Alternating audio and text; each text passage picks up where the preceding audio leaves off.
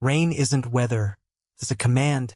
Scientists call this command the rain effect, an instantaneous shift in human behavior triggered by the sound and sensation of falling water. Studies reveal that within minutes of rain starting, people's energy levels spike, their stress hormones drop, and their decision-making becomes more impulsive. It's as if the atmosphere itself rewrites the rules of choice. In Tokyo, delivery orders surge by 30% within an hour of rain beginning. In Paris, sales of cozy blankets and hot chocolate triple. Even in Mumbai, where monsoons are annual, the same pattern emerges. People flock to cafes, bookstores, and restaurants, seeking comfort in shared spaces. The rain isn't just falling. It's orchestrating human connection. But the rain effect doesn't just influence what we buy, it alters how we think. Neuroscientists have observed that the rhythmic sound of rain triggers a state of cognitive closure, where the brain seeks simplicity and comfort over complexity. Decisions that would normally require deliberation, like choosing a restaurant or a movie, become automatic. Your cozy decision wasn't yours at all. This phenomenon isn't confined to one culture or climate. In rural villages of Ethiopia, where rain is a rare and sacred event, communities gather under trees, sharing stories and food.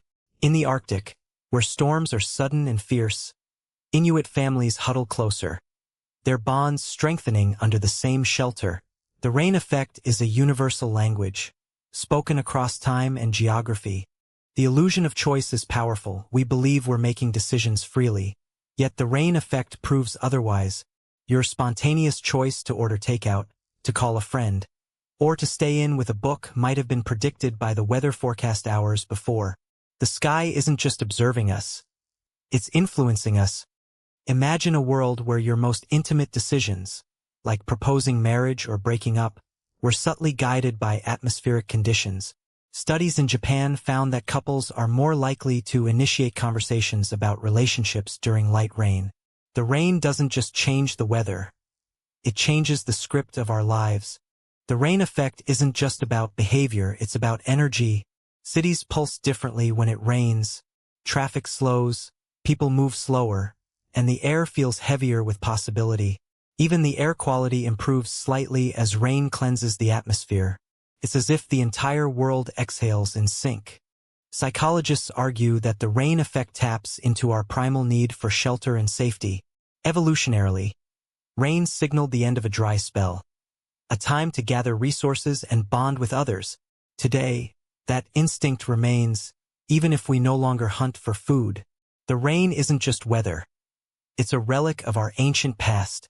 But what if the rain effect could be weaponized? Imagine algorithms predicting rain hours in advance and flooding your phone with targeted ads for cozy products, or casinos using rain sounds to manipulate gamblers into staying longer. The sky's influence isn't just natural, it's being engineered. The rain effect challenges everything we think we know about free will. If the weather can dictate our moods, our spending, and even our relationships, then where does human agency begin and end? Are we truly the authors of our own stories, or are we just actors in a script written by the sky?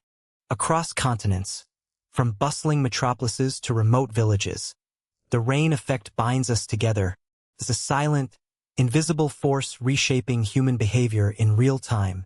Yet, we rarely stop to ask, what if the sky isn't just observing us? What if it's actively participating in the story of our lives? The rain effect isn't just a phenomenon. It's a revelation. It shows us that our environment isn't passive. It's active, shaping who we are and how we live. The next time you hear rain, ask yourself, am I choosing this moment, or is the sky writing my story for me? A dimly lit laboratory in the late 1970s. Fluorescent lights humming like a swarm of restless bees. Researchers in white coats stand around a table strewn with charts, their eyes fixed on a graph plotting human behavior against atmospheric pressure. They've just discovered something unsettling. The sky isn't just falling. It's rewriting human decisions. Eleanor Voss adjusts her glasses, her fingers tracing the jagged line on the graph where rainfall data intersects with human comfort spending. It's not just coincidence, she murmurs. The moment rain begins, People make decisions they wouldn't otherwise. The data is undeniable. Impulse buys, spontaneous outings, even romantic gestures, all surge when the sky opens. But how? The team isolates the variable rainfall and begins testing its effects in controlled environments. They play recorded rain sounds through speakers, monitor participants' stress levels, and watch as their decision-making narrows.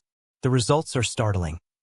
Rain doesn't just influence behavior, it accelerates it, stripping away hesitation like a storm erasing pavement marks. The breakthrough comes when they compare white noise, the random, chaotic sounds of a storm, against pink noise, the deeper, more rhythmic patter of rain. White noise masks, pink noise guides. It's not just about comfort. It's about direction. The brain, starved of external cues, leans into the rhythm of the rain, closing doors on uncertainty like a bookmark on a page. Voss's team publishes their findings in a little-read journal, buried beneath layers of academic jargon. No one outside the lab seems to care, until a retail executive stumbles upon the data. He sees something far more valuable than psychology. A predictable variable. Weather isn't just a backdrop. It's a tool, and if rain can make people buy, then the right storm could make them spend. By the way, if you like this discussion, don't forget to subscribe. There are many more interesting topics coming up. Light bulb. The first test is subtle. A department store in Chicago, where managers adjust lighting and music based on forecasted rain. On days the weather app predicts showers, they play softer melodies, dim the lights, and stock impulse buy items like umbrellas and chocolates. The results? Sales climb by nearly 20% on those days alone. The storm isn't just outside. It's inside the store, shaping choices before they're made. Word spreads quietly at first, passed between executives like a secret handshake.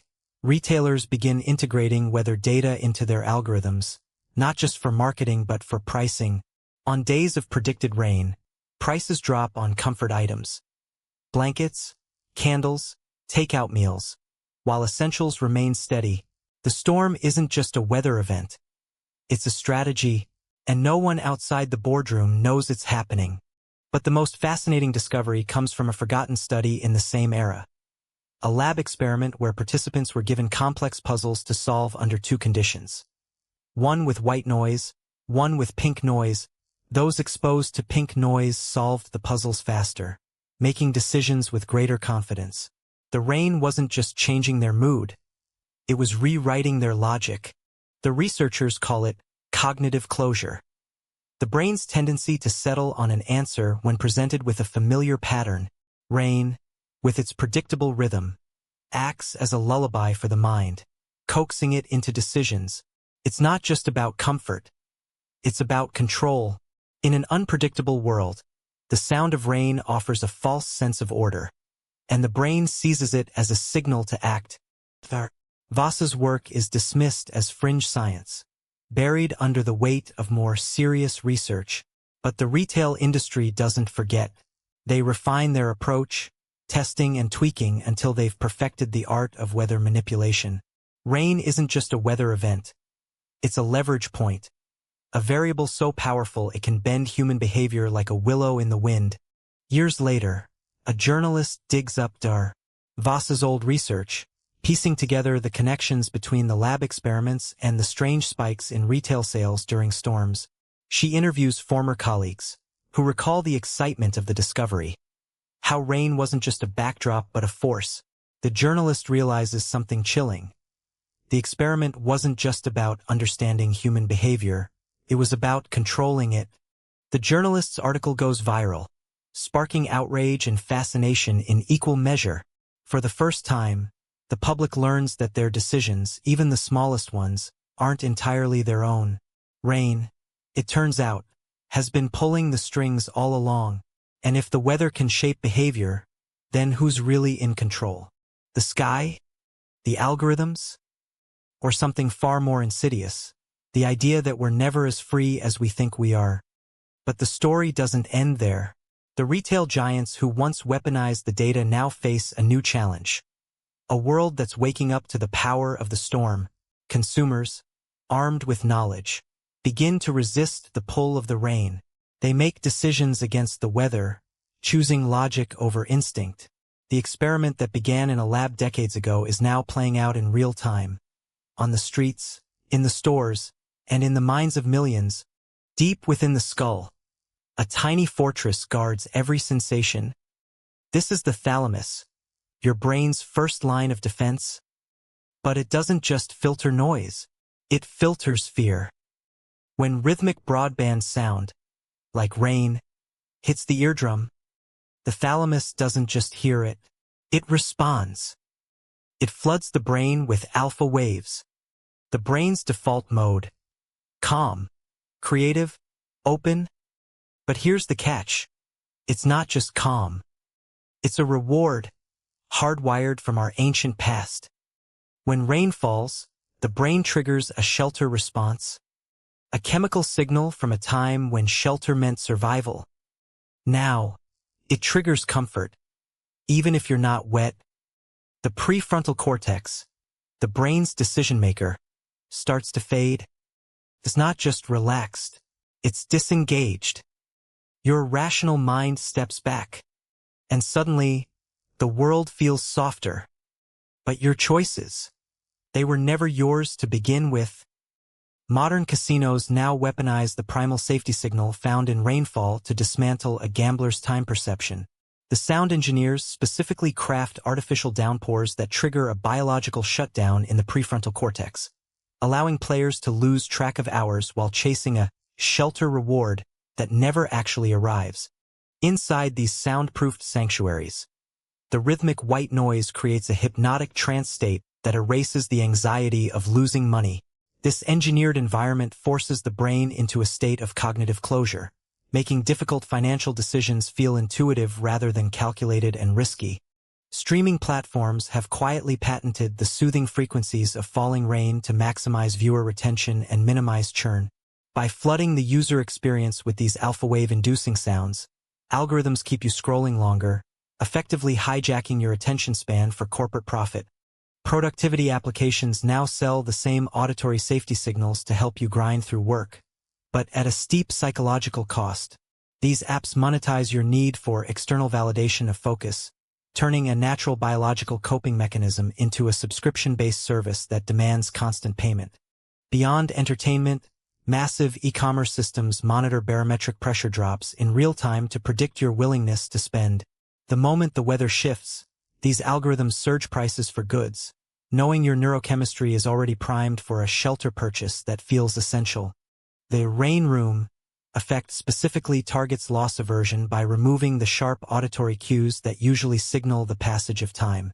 Without the ticking clock or the ambient noise of the outside world, gamblers enter a flow state where the fear of loss evaporates completely. These dark applications exploit the thalamic gatekeeper, flooding the brain with rhythmic broadband sound to high everyone. Quick reminder, subscribe for high-quality daily content.